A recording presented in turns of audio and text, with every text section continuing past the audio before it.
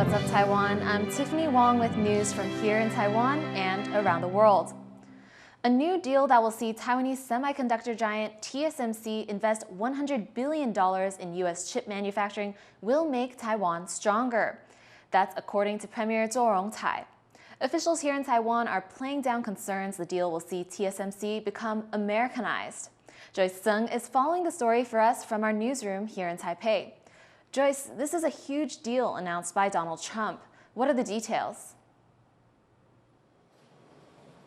Right, major announcement here for Taiwan-U.S. ties. As you mentioned, TSMC has pledged an additional $100 billion in investments into the United States. That's on top of the ongoing $65 billion it's spending on building 3 factories in the state of Arizona. This cements TSMC now as the largest single source of foreign direct investment in U.S. history. The TSMC's chair and CEO, C.C. Wei, unveiled these plans together with U.S. President Donald Trump in Washington, D.C., where they shed light on what exactly the Taiwanese chip giant will be building on American soil.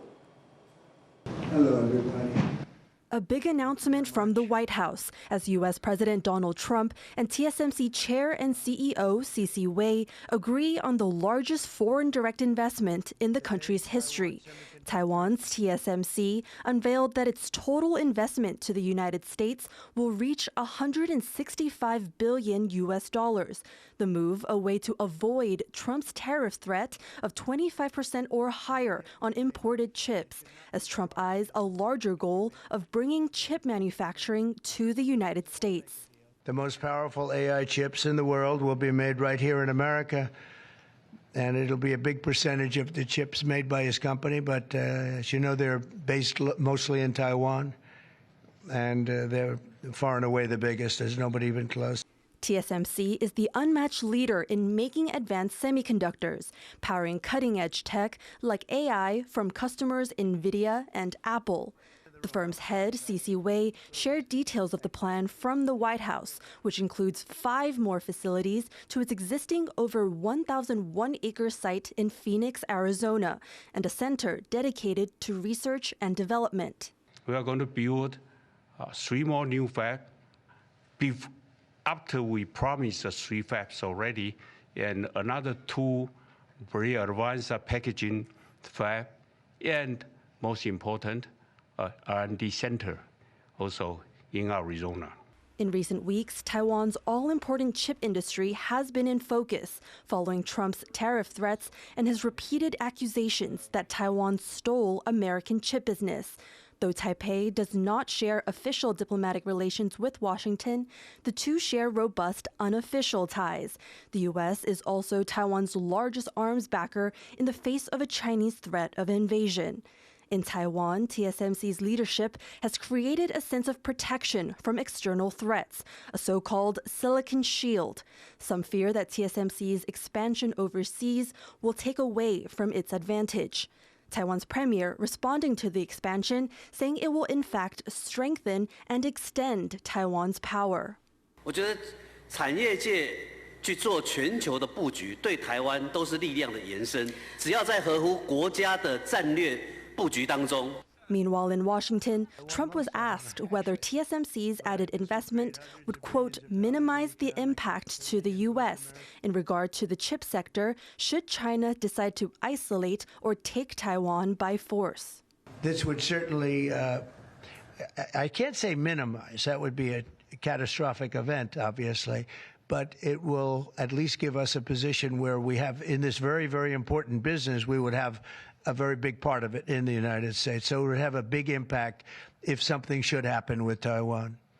Though acknowledging a potential conflict over Taiwan as catastrophic, Trump did not say if TSMC's investment would come with U.S. security assurances for Taiwan.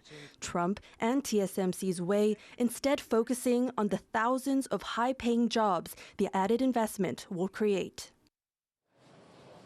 Now, earlier, TaiwanPlus spoke with Taipei-based economist Daniel Liu from the think tank CIER, and he says what's important to note is that the tech going to the U.S. will likely be at the current 2025 standard of advanced technology or older. Remember, all this tech is advancing and improving at a fast pace every year, and so TSMC's latest innovations will likely remain in Taiwan. But still, Liu says that it's clear that Trump is using these tariffs as a, quote, weapon, and not just on Taiwan to get what he wants. But speaking to Dave Nicholson, though, a U.S.-based tech analyst, he said that to see this as a case of TSMC yielding to Trump would be mistaken. The U.S. priority to boost its chip sector was also seen with former President Joe Biden, albeit the methods were different.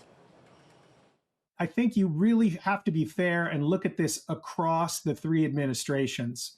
The goal has been the same for the Trump administration and the Biden administration. The methods may be different, but the end goal is the same, to have some measure of security in the semiconductor supply line in the US, and then some domestic support for the economy.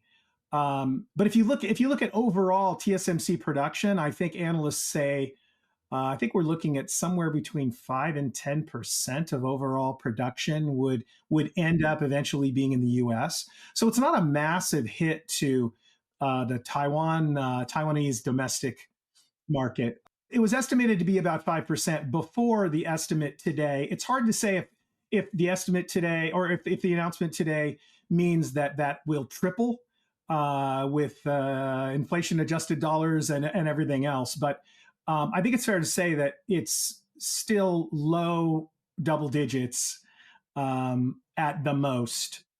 The main stakeholders here are obviously the US, TSMC, and Taiwan. What are each getting out of this investment, and what would you say is the impact on Taiwan's so-called Silicon Shield? This is manufacturing. So the prowess that TSMC has, the dominance that TSMC has globally, I don't think is affected either way.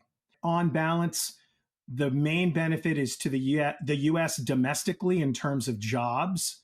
I think that the relationship between the United States and Taiwan is as important as it ever has been. So if there are benefits that I can see in terms of tighter relationship in the event that things get more worrisome from in terms of pressure from China, this can be functionally the equivalent of a closer relationship with the United States. I think this level investment is a good investment in Taiwan's security, and it does strengthen that shield that you're talking about, but it's a legitimate concern moving forward. You don't want to give up a lot more in the future. Now, Taiwan's government will need to approve TSMC's additional investment. The economy minister has said they will review it in accordance with the law and also to ensure Taiwan's overall competitiveness in the sector.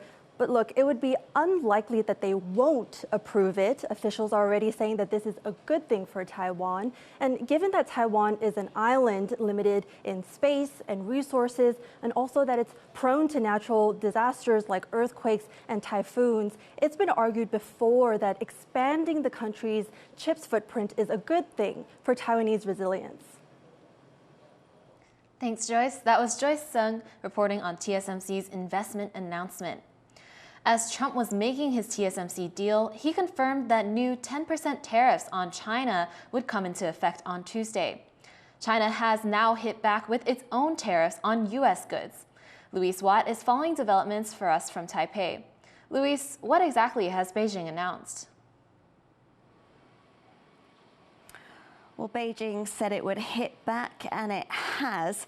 China's going to impose additional tariffs of 10 to 15% on a range of U.S. agricultural products, including chicken, wheat, corn, cotton, U.S. pork, beef, and soybeans. Now, China says it didn't want to have to do this, And it's urged the US to withdraw its tariffs. It says there's no winners in any trade war, but it says that any tariffs are going to hurt bilateral relations, but it's been forced to make this move. Now, what kind of an impact is this latest development going to have? Well, the #1 market for US agricultural exports is, you guessed it, China.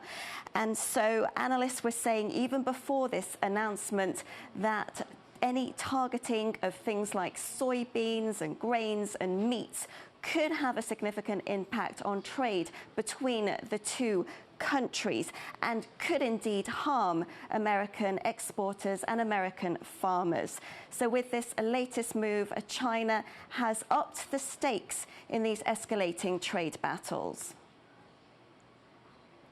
Thanks, Louise, for that update. That was Louise Watt, live for us in Taipei. The United States is stopping military aid to Ukraine indefinitely. Though the White House says this isn't the total end of aid, a rift between Presidents Trump and Zelensky means it could be some time before Washington restarts its help. John Van Trieste reports. Ukrainian firefighters arrive at yet another scene of destruction. This freshly released footage shows the aftermath of an apparent Russian drone attack in Odessa, which the local government says cut power. And it shows how even 3 years into Russia's invasion of Ukraine, even areas far from the front lines aren't safe from attack. For Ukraine, things are about to get harder. Relations with its main backer through this war, the United States, have taken a turn for the worse. Now, just days after giving Ukraine's President Zelensky an icy reception in the White House, Washington is pausing all military support for Kyiv, even the shipment of equipment already waiting just across the border in Poland. The White House says it's just a freeze, not necessarily a total end to aid. But its condition for turning the tap back on, what it calls a good faith commitment to peace, is likely to widen the rift between Ukraine's President Zelensky and U.S. President Donald Trump. Despite talks of peace and even a Europe-backed peace proposal, Zelensky says the end of the war is far off. He says any peace must be a fair one, backed with guarantees for Ukraine's protection. Відсутність гарантій безпеки для України 11 років тому дозволили Росії почати з окупації Криму та війни на Донбасі. Потім відсутність гарантій безпеки дозволила Росії розпочати повномасштабне вторгнення. І зараз через відсутність визначених гарантій безпеки саме Росія тримає цю війну в розпалі. І це бачить весь світ, і це визнає весь світ. This has reached Trump's ears, and he's not happy about it. President Zelensky supposedly made a statement today in AP. I'm not a big fan of AP, so maybe it was an incorrect statement, but he said he thinks the war's going to go on for a long time, and he better not be right about that. That's all I'm saying. Ukraine's parliament is trying to ease tensions. It's made a conciliatory statement thanking Trump and the U.S. Congress for their support. It reads in part, "The Ukrainian people desire peace more than anyone else in the world and believe that the personal role of President Donald Trump and his peacekeeping efforts will be decisive in the swift cessation of hostilities and the achievement of peace for Ukraine, Europe, and the entire world." Whether this has any effect on Trump's decision or on a proposed minerals for aid deal, Russia will for now have a chance to pressure an enemy that suddenly finds itself without much of the support it had once been able to count on. Justin Wu and John Van Trieste for TaiwanPlus. Pope Francis's condition has once again worsened as he battles pneumonia in hospital. The 88-year-old pontiff has suffered 2 episodes of acute respiratory failure. Doctors cleared his airways and put him back on a ventilator to help him breathe. The Vatican says he remains focused, alert, and cooperative. The leader of the Catholic Church has spent the last 2 weeks at a hospital in Rome. In Taiwan, Catholic followers have joined millions worldwide praying for the Pope's recovery. Thank you for watching What's Up Taiwan. You can visit the TaiwanPlus website or follow our social media for more stories from Taiwan and around the world. Finally, we leave you with these highlights from the Free Ride World Tour held in Georgia over the weekend. I'm Tiffany Wong. Take care and see you next time.